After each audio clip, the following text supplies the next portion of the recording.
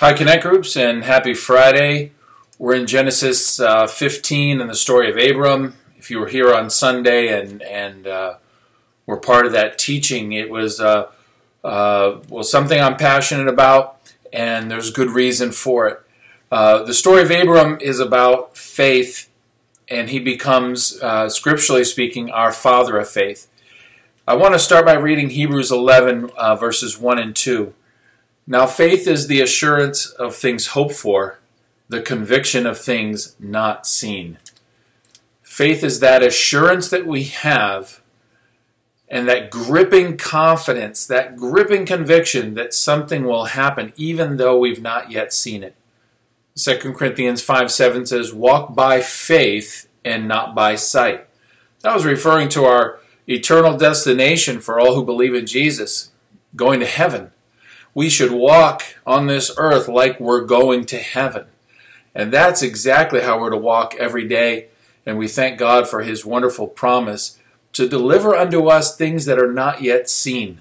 We believe we're going to heaven. For most Christians, that's a kind of easy one to grab a hold of. But when it comes to our day-to-day challenges and our practical life, for many of us, that becomes more of a struggle to believe that God is in that situation.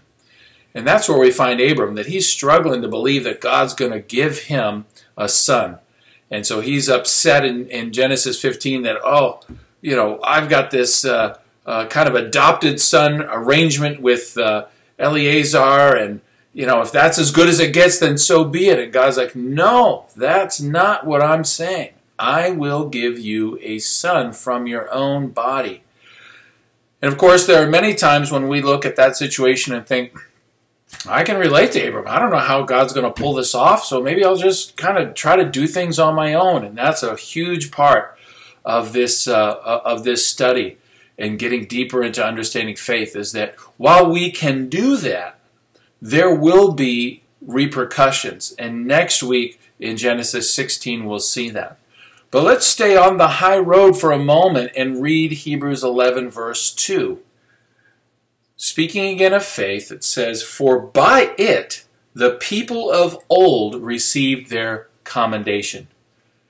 For by faith the people of old received their commendation. Later in Hebrews 11, the scripture says it's impossible to please God apart from faith. I want you to take a moment. Think of someone from of old. Think of someone from your own life, preferably, who was a person of great faith, that you would look back and say, boy, they were an example of faith to me. Maybe it's not a person you knew personally, but a figure in your generation, or perhaps even from past generations. You read about them or you heard about them. But share that one with another. Share the story of a person of old who was of great faith. Why was their faith so striking to you? What was it about their faith? What do you admire? And secondly, look a little bit closer at Genesis 15, particularly those first few verses in which Abram is laying out a direct question before the Lord. Abram said, behold, you have given me no offspring, and a member of my household will be my heir.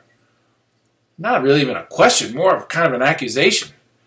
I mean, this verse 3 is just a big, bold statement like, look, God, you're not even giving me the son you promised. This guy's going to get everything. And then God responds in verse 4 and says, now you look. This man will not be your heir. Your very own son will be your heir. Share a time when you've spoken directly to God and you've gotten a direct answer.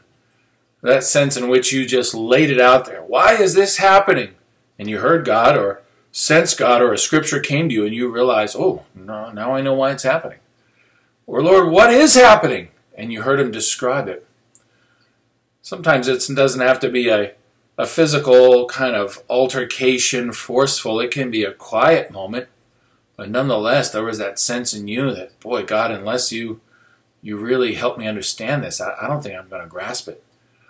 We were in the hospital. Julianne was born, and she was born with very, very low platelet count and needed an immediate transfusion. And what was scary in that moment was that she was also born with something on the back of her head, an open wound. You medical folks will know exactly what to call that. I forget, but the idea was this thing that I'm looking at on my daughter's crown of her head is open. And if she starts bleeding, there's not enough platelets to coagulate and stop the bleeding. So by sight, this looked very bad and very scary. Now, how do we walk by faith in that moment? I don't know what to do. Physically, I'm not a doctor. I can't get the ambulance to go get the platelets in Boston or do any of those physical things. And the one thing that God has entrusted to us, which is prayer, is what we engaged in. So that I got down next to the hospital bed to hold my wife's hand and on my knees and actually had to ask the nurse, please, I need time now. Don't disturb me until I'm done. And sought after the Lord until the peace of God came into our hearts and came into that room. And had that sense that God is with us and He's going to make this happen. So there are those moments where perhaps we say, oh, look, God, this is what's going on versus what you said. And there are those moments like what I experienced where I don't know what's going on. But then the Lord reminds me of what He said. And He said He'd be with us. In the same way that God in Genesis 15 will culminate the story by showing Abram that he will carry out what he promises. The greatest promise is that Jesus will be with us. Jesus closes His time on earth by telling His followers, behold, same kind of language in Genesis 15. Look, I will be with you always, even to the end of the age. That's the closing of Matthew 28.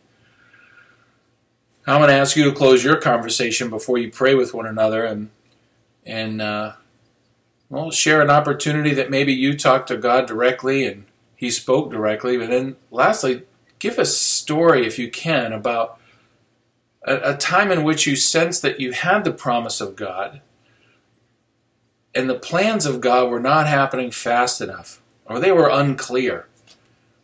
But then God shows up in His power and says, I'm going to make this happen. To the point where you know I couldn't have done that. There's no way I made that. I didn't manipulate it. I didn't make a phone call. Nothing in me forced this to happen, but God. God did it. I use those three phrases in the sermon. I'll repeat them again. That God's got a promise, He's got a plan, and His power to make it happen. I'll close with one last story. For our family, probably the area that we were, my wife and I were in most disunity on was whether to get a dog. And we wound up getting a dog. And within the first few months of having her in our household, she was hit by a car. She just scampered off and went right into the traffic. I don't even think the car hit her. I think she hit the car. She's a part greyhound. She ran so fast. Anyway, her leg was broken.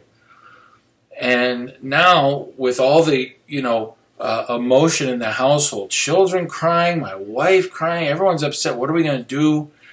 And I talked to the veterinary clinic. I talked to Tufts Animal Hospital, and basically found out in order to, save this dog's leg, it was going to be a pretty hefty sum.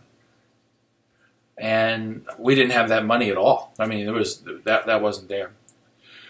But the surgeon said, no, I can repair the leg, but I can also amputate the leg for half the cost. I said, all right, I think I can believe God for half the cost. I don't want to see these kids cry, and I don't want to see this dog be put to sleep just because of this. Anyway, what happened is we went down that path, trusting that God had a plan. And I know it's a dog, but it's really emblematic of much of our life. And in the midst of dropping the dog off, saying, okay, we're going to have a three-legged dog. I watched YouTube. There were these awesome three-legged dogs jumping around. I thought, this will be awesome. She'll be a great superstar. And then the surgeon calls me on my phone and says, look, I can save this dog's leg. And I said, oh, I know. I just don't have that kind of money. And he said, you know what? I'm just going to do it anyway. You pay what you were going to pay, and I'll just save her leg. And I went right before the Lord and said, Lord, how is this happening? Because someone who I trust very deeply, who knows the veterinary world, says, that never happens. And I could hear the Lord speak to my heart, say, Brian, I said I would take care of your family. And now that animal's part of your household. I said, Lord, you're so wonderful. So if you can, share a moment like that in which God has promised to you to take care of your family or be with you. And you knew that there was a plan. You just didn't know how it was going to work out. And then God shows up in his power in a way that you could never contrive or do. And we thank God for that, and we give him the glory. I ask you to do the same. And then pray one for another. Would you pray that God, the measure of faith that he's given you, would increase? That by hearing the word of Christ, our faith would grow. Would you pray that we become more faithful, more faith-filled followers of Jesus Christ? Have a great group.